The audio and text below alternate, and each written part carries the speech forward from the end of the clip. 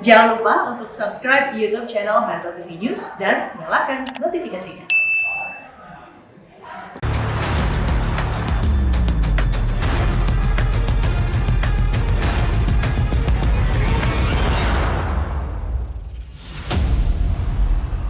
Anda menyatakan bahwa ini ada perbuatan dari anak buah Anda dan Anda tidak mengetahuinya, Bu. Begitu ya, Bu? Ya. Memang kami akui bahwa menjadi pemeriksa itu sangat rentan sekali. Kalau KPK hanya menyebut jalan kandang roda saja yang jadi masalah, itu salah. Gitu loh. Akan banyak program-program lain yang seharusnya juga menjadi temuan BPK.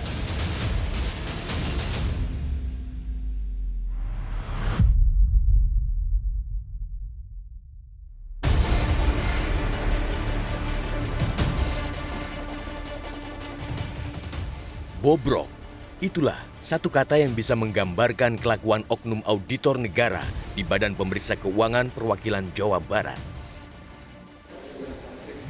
Hanya dalam waktu kurang dari 1 bulan, 5 orang pegawai di lembaga ini terjerat operasi tangkap tangan terkait tindak pidana korupsi.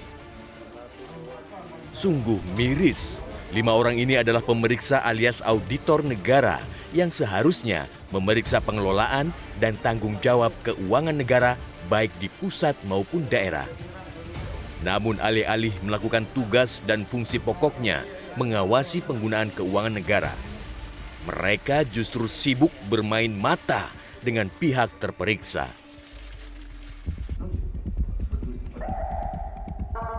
Akhir Maret lalu, 2 pegawai pemeriksa BPK Perwakilan Jawa Barat tertangkap tangan oleh tim gabungan Kejaksaan Tinggi Jawa Barat dan Kejaksaan Negeri Kabupaten Bekasi. Keduanya diciduk setelah mendapat laporan dugaan pemerasan. Namun akhirnya 1 orang dilepas lantaran tidak ditemukan bukti-bukti kuat. AMR, pemeriksa keuangan negara ini diduga telah meminta jatah uang kepada sebuah rumah sakit umum daerah dan 17 puskesmas di Kabupaten Bekasi. Tarifnya masing-masing 500 juta rupiah untuk RSUD dan 20 juta rupiah untuk setiap puskesmas. Dari hasil penggeledahan, ditemukan uang 350 juta rupiah di apartemen tersangka. Diduga melakukan pemerasan ya, terkait dengan adanya upaya pemeriksaan ya, rutin terhadap institusi di Kabupaten Bekasi. Jadi modusnya teman-teman sekalian kurang lebih bahwa dia menyampaikan ada temuan ya, dari hasil pemeriksaan itu dan kemudian akan menegokan seperti itu.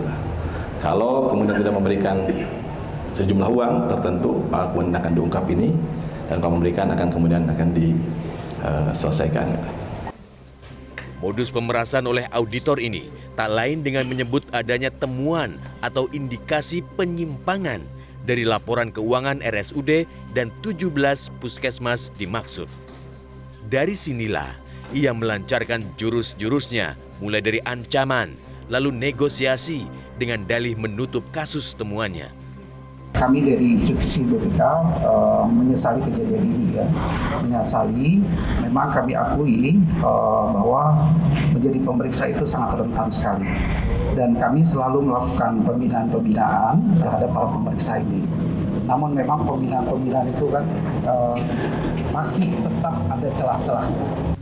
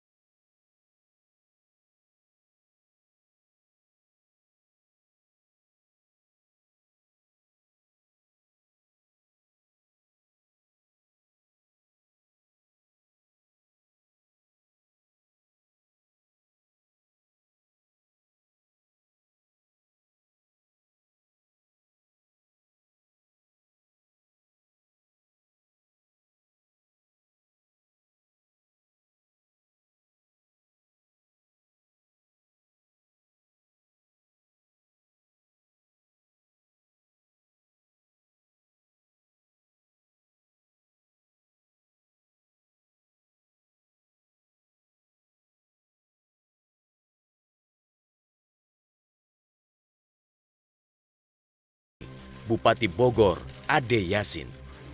Pejabat nomor 1 di Kabupaten Bogor ini diduga sebagai orang di balik praktek penyuapan auditor Badan Pemeriksa Keuangan Perwakilan Jawa Barat. Diduga suap mengalir berkaitan dengan pemeriksaan keuangan di Dinas PUPR Kabupaten Bogor. Akibat praktek ini, 8 orang langsung ditetapkan sebagai tersangka. Dengan adanya laporan masyarakat terkait dengan dugaan adanya pemberian uang dari Bupati Kabupaten Bogor melalui orang kepercayaannya kepada anggota tim audit BPK Perwakilan Jawa Barat.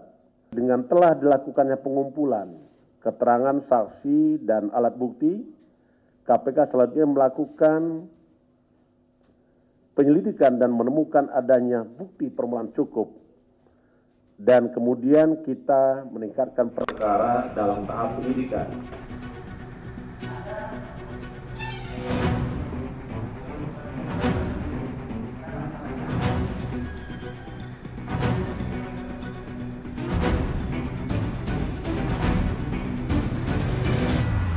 Gimana Pak pemeriksaan hari ini Pak? Pak, pemeriksaan hari ini gimana? Oh iya, Ibu dari BPK Jabar? Dari BPKP Jabar ya? Oh iya. Tadi sama kepala, Pak Kepala juga datang ya? Iya. Iya, iya. Oke, terima kasih Ibu. Celakanya, Bupati Bogor yang juga dijadikan tersangka justru menyebut dirinya turut terseret-seret dalam kasus ini. Katanya, ia terpaksa bertanggung jawab atas perbuatan anak buahnya alias tidak tahu menau. Bu Ade, izin Bu Ade sampaikan untuk masyarakat di Bogor, Bu, sedikit saja sampaikan untuk masyarakat di Bogor. Nah, gimana, Bu? Saya dipaksa untuk bertanggung jawab terhadap perbuatan anak buah saya, tapi sebagai pemimpin saya harus siap bertanggung jawab. Artinya bahwa Anda menyatakan bahwa ini ada perbuatan dari anak buah Anda dan Anda tidak mengetahuinya, Bu. Begitu ya, Bu? Ya. Namun bantahan Bupati Bogor ditepis oleh KPK. Terindikasi kuat Ade Yasin berkeinginan pemerintahan yang dipimpinnya mendapat opini wajar tanpa pengecualian alias WTP dalam laporan keuangan tahun anggaran 2021. Sayangnya, ambisi itu terganjal oleh temuan indikasi penyimpangan dalam proyek infrastruktur. Ada laporan keuangan ya yang disusun oleh pemerintah Kabupaten Bogor yang kemudian dilakukan audit oleh pihak BPK Perwakilan Jawa Barat. Nah, satu di antaranya yang kami temukan dan sudah kami publikasikan ini kan terkait dengan proyek infrastruktur ya yang kemudian ada beberapa hal yang diinginkan dari pihak pemerintah Kabupaten Bogor agar nanti hasil akhir dari audit BPK Perwakilan Jawa Barat adalah tetap WTP sebagaimana tahun-tahun sebelumnya, sekalipun tadi mereka juga menyadari banyak laporan yang seharusnya tidak demikian begitu.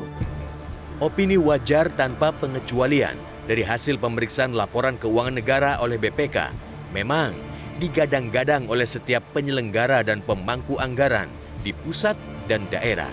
Namun benarkah audit keuangan oleh Badan Pemeriksa Keuangan syarat transaksional alias bisa dibeli dan dikondisikan?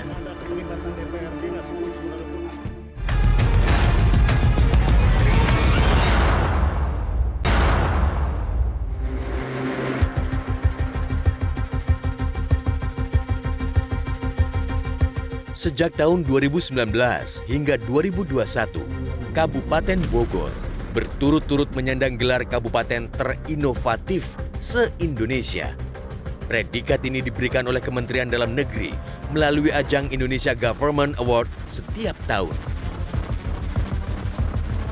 Barangkali lantaran bernafsu menyandang beragam gelar dan prestasi inilah Pemkab Bogor akhirnya keblinger, sesat pikir hingga menghalalkan segala cara termasuk menyuap para auditor negara. Beragam proyek pembangunan infrastruktur seolah tak putus digeber silih berganti. Salah satunya adalah proyek Cibinong A Beautiful City. Proyek untuk mempercantik ibu kota Kabupaten Bogor ini merupakan penataan kawasan kompleks pemerintahan dan fasilitas lain di sekitarnya. Anggaran yang dialokasikan sebesar 424 miliar rupiah di tahun 2021. Kuat diduga, gara-gara proyek inilah Bupati Bogor, Ade Yasin, terjerat tindak pidana korupsi. Jadi proyek ini saat itu setelah gelaran Piala Dunia batal, venue Kabupaten Bogor, DPRD sudah menyampaikan bahwa informasi yang saya dapat dari teman-teman DPRD bahwa ini dibatalkan. Dibuat surat ke Bupati langsung bahwa venue ini dibatalkan untuk proyek ini karena membutuhkan biaya yang sangat-sangatlah besar. Nah, setelah proyek ini dibatalkan, entah bagaimana ceritanya, tiba-tiba proyek ini berlanjut. Tentunya dengan mata anggaran, bukan mata anggaran yang dulu disupporting oleh salah satunya dari pusat, termasuk dari KONI pusat, tapi ini murni menggunakan anggaran APBD murni. Nah, di sini teman-teman DPRD juga mungkin merasa kecolongan. Tetapi apapun yang terjadi, ini sudah berjalan dan tetap dilanjutkan oleh pemerintahan Kabupaten Bogor. Dengan tadi sebetulnya kalau kita bicara paketnya, yang disorot hari ini paketnya cuma satu, padahal sebenarnya ada beberapa paket. Sejak awal, proyek ini sebenarnya sudah menuai banyak kontroversi dan penolakan lantaran menelan anggaran cukup besar. Niat hati mempercantik diri, namun menguras kantong hingga jebol. Di tengah keuangan daerah yang morat-marit lantaran defisit saat itu, Pemkab justru ngotot menggenjot proyek yang nilainya tidak mendesak. Jajang Nurjaman dari Center for Budget Analysis menengarai, masing-masing proyek yang dibiayai dengan anggaran puluhan miliar rupiah ini, proses lelangnya syarat akal-akalan. Diduga, calon pemenangnya sudah didesain sejak awal tender. Nah, yang kalau kita lihat dari keempat perusahaan ini ya, kita tracking gitu kan, ternyata bukan cuma memenangkan proyek yang di satu program Cibinong Beautiful City ini, dan banyak juga ternyata, misalnya PT Hutomo Mandala udah jelas memenangkan 2 proyek, dan di tahun sebelumnya juga ada memenangkan proyek lainnya.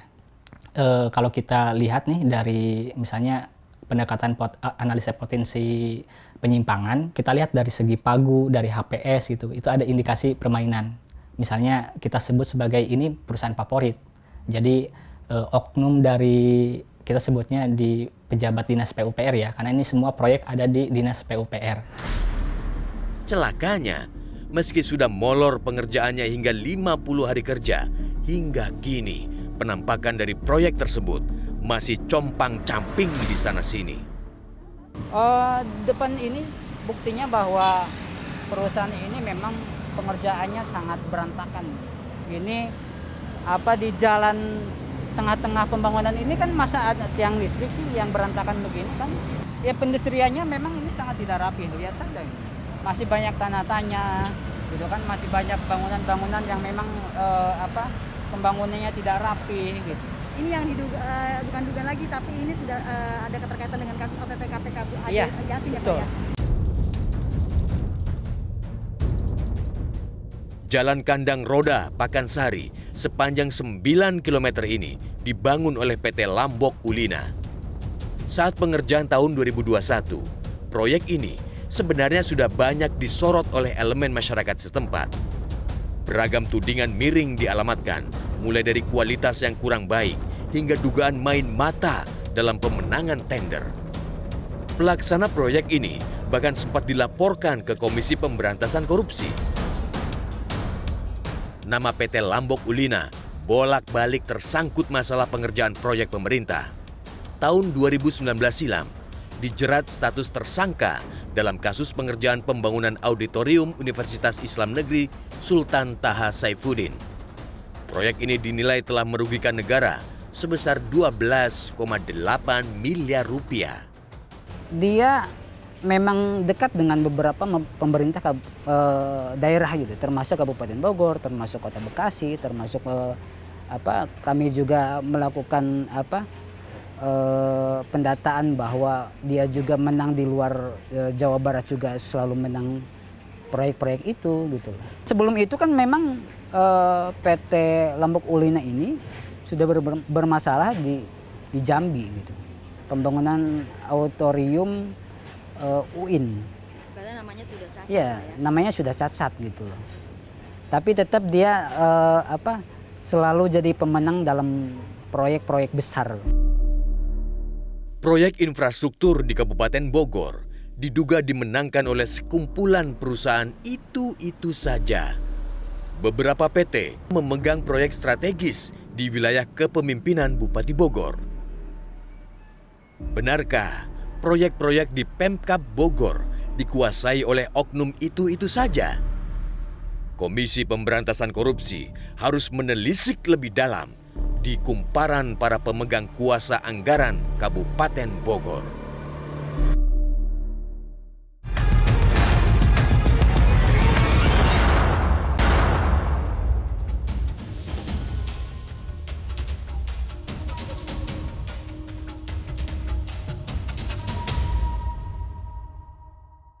Hingga Mei 2021, Kabupaten Bogor telah mengantongi predikat WTP selama 6 kali berturut-turut.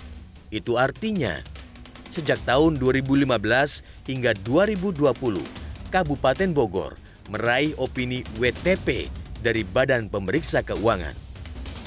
Tak hendak gelar itu melayang untuk ke-7 kalinya, Ade Yasin nekat menyuap auditor negara. Demi memperoleh predikat opini wajar tanpa pengecualian, pemimpin muda ini pun menggadaikan integritas dirinya dengan menyuap para auditor negara. Dua-dua pihak, baik pemberi maupun penerima, sama-sama bobrok. Kedua pihak, baik Kabupaten Bogor maupun auditor bersekongkol dengan imbalan sejumlah uang. Modusnya, setelah harga disepakati dan pemberian uang tahap pertama, pihak auditor perwakilan Jawa Barat mengatur dan membentuk tim pemeriksa.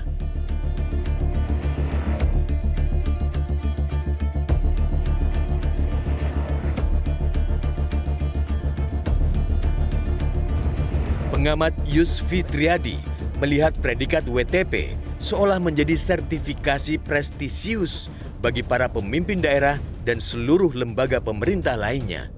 Tidak menutup kemungkinan celah gratifikasi begitu lebar menganga demi mengutak-atik pertanggungjawaban laporan keuangan. Itu sebabnya Yus meminta KPK menelisik lebih jauh lagi.